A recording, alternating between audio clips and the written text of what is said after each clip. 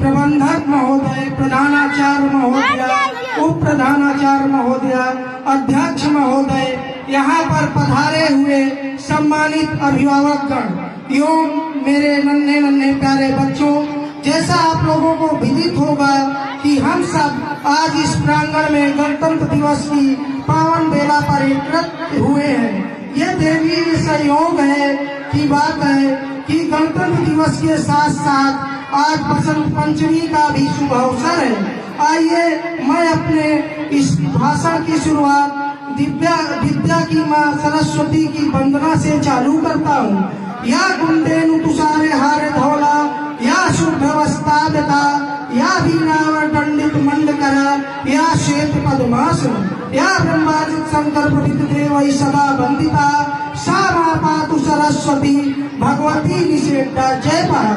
हम माँ सरस्वती से प्रार्थना है कि हम सबको सद्बुद्धि दें। जैसा कि हम सब विद्यालय से जुड़े हुए हैं तो मेरी माँ सरस्वती से मनोकामना है कि ये प्यारे प्यारे बच्चे भविष्य में आगे बढ़े। जैसा कि हम यहाँ गणतंत्र दिवस मनाने के लिए एकत्र हुए हैं, तो मैं आज कुछ शब्दों में अपने बुद्धि के अनुसार इस अवसर पर अपना विचार प्रकट करूंगा।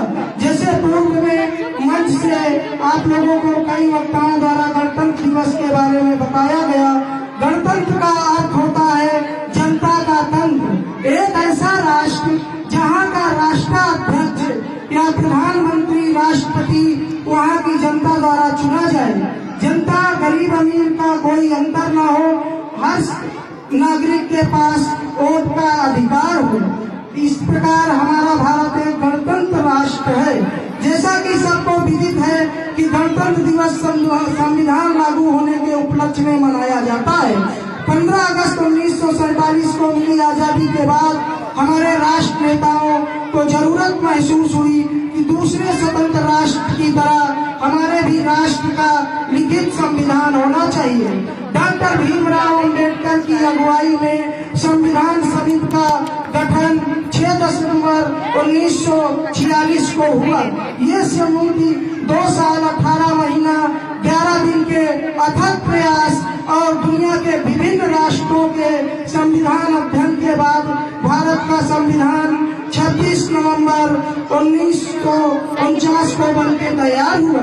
पर यहाँ सोचने वाली बात यह है कि अगर 26 नवंबर 1949 को संविधान तैयार हो गया था तो ये 2 महीने बाद क्यों लागू किया गया? इसका मेन कारण है कि 1930 में 26 नवंबर ही वह दिन था जब पंडित जवाहरलाल नेहरू की अगुवाई में रावी नदी के किनारे पूर्ण स्वराज की मांग की गई थी और पहली बार भारतीय झंडा सार्वजनिक रूप से फहराया गया था।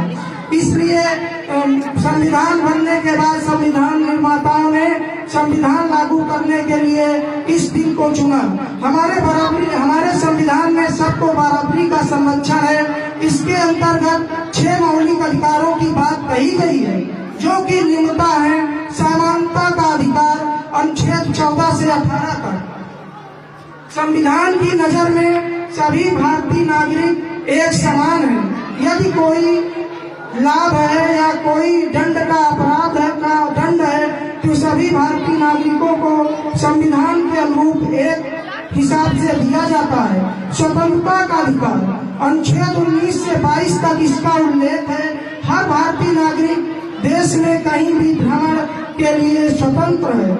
अनुच्छेद 25 से 28 तक धार्मिक स्वतंत्रता की बात आती है। आप जिस भी धर्म से संबंधित हैं, आप अपने देवी देवता आराध्य की पूजा बिना किसी व्यवधान के कर सकते हैं।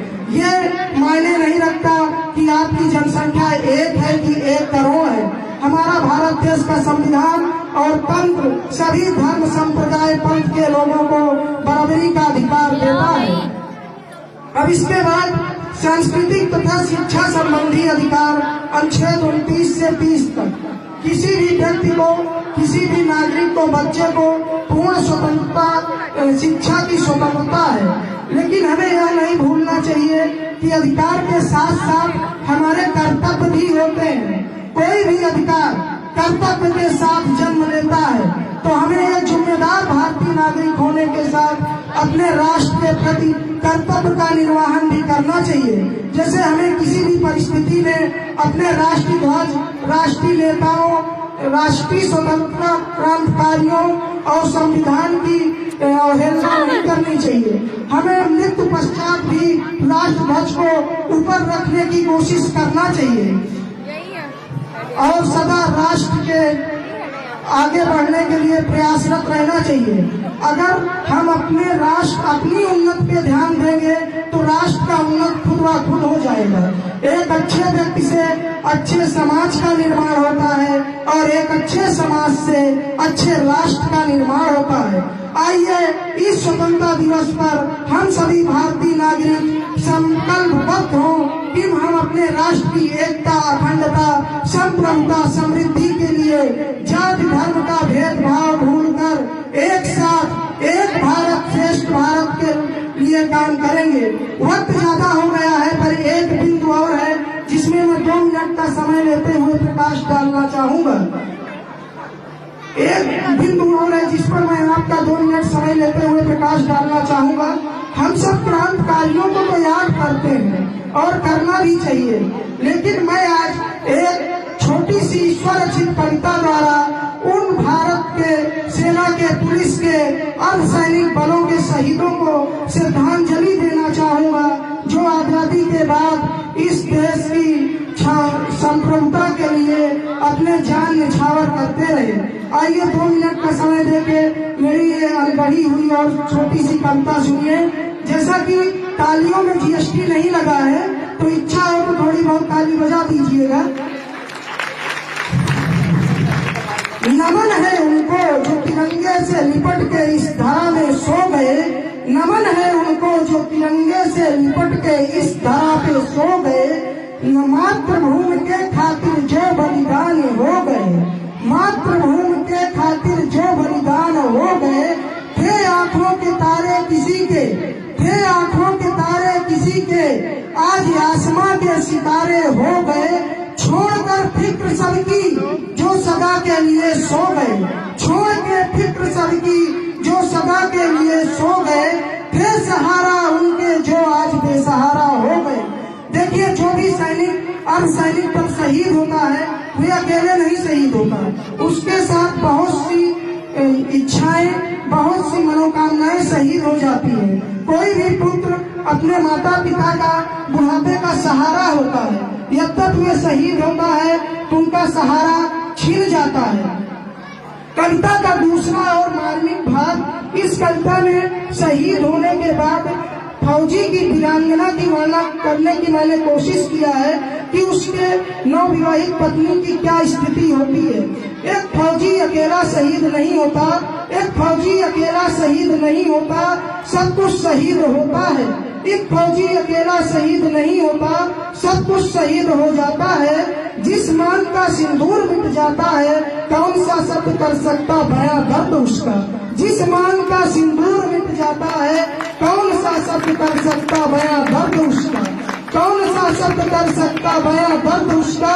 अरमान था सिमट के उन बाहों में सीने के लगने को जिसका, उनको तिरंगे में यूं लिपटा टेक कर सहकर इतनी पीड़ा जो तिनको सलामी दे गई, जो तिनको सलामी दे गई। नमन है उनको जो आज वीरांगना हो गई, नमन है उनको जो आज वीरांगना हो गई। काया तो है जिसकी मगर आत्मा शहीद हो गई, काया तो है जिसकी मगर आत्मा शहीद हो गई। नमन है उनको जो आज फौजन हो गई, नमन है उनको जो आज फौजन हो गई। आप लोगों को बहुत बहुत धन्यवाद।